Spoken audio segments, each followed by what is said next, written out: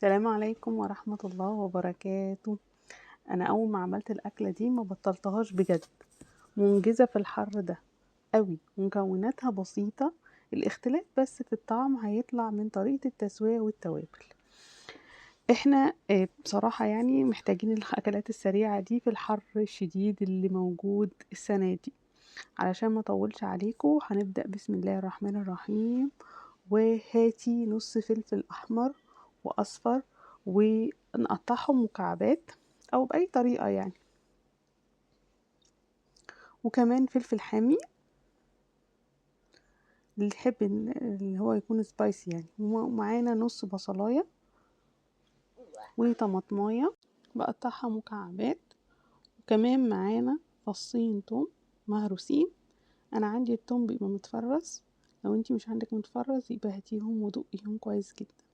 معانا شرايح فراخ هقطعهم رفيع جدا، ممكن كمان تتعمل بالفراخ المستوية قبل كده. لو مسلوقة او مشوية عندك بتعمليهم وتحط لهم نفس التوابل اللي احنا هنقول عليها. تقطيع رفيع علشان تستوي بسرعة.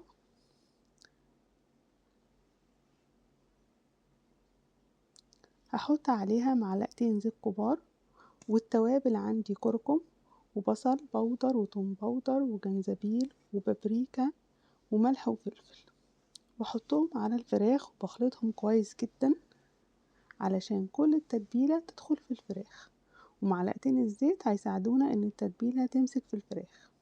اهم مكون كمان الزيتون، مهم جدا في الوصفة دي ما تنسوهوش.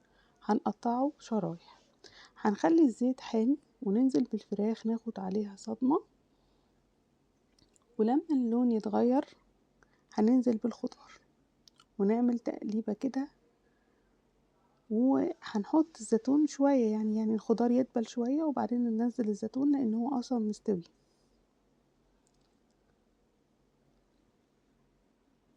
مع التقليب بقى بصوا هي قربت تخلص خلاص الوصفة. ده التوم، بعد شوية كده هحطه لما تنزل شوية صوص في الطاسة، بحط التوم وبقلب كويس قوي وبسيبها على نار هادية ربع ساعة. الأكلة خلصت معانا. قد ايه جميلة، وكمان على فكرة بتعمل كمية، يعني ده نص كيلو فراخ بس عامل كمية معايا، هيأكل أفراد كتير يعني، وكذا مرة نعمل كذا سندوتشات. هناكلها مع العيش الشامي ومع الخيار المخلل، يعني أسرع أكلة ممكن تتاكل في الحر ده، وفي المصايف كمان تنفعنا جدا. طب لو عندنا ولاد صغيرين وملهمش قوي في السندوتشات مثلا، تنفع مع رز أبيض وتنفع مع رز بسمتي، وممكن مكرونة بالوايت صوص. بجد الأكلة جميلة قوي، وأنا نفسي تجربوها وتقولولي رأيكم فيها ايه. يا رب تكون الفيديو خفيف عليكم، وأشوفكم إن شاء الله في فيديو جديد، وصفة جديدة، والسلام عليكم ورحمة الله وبركاته.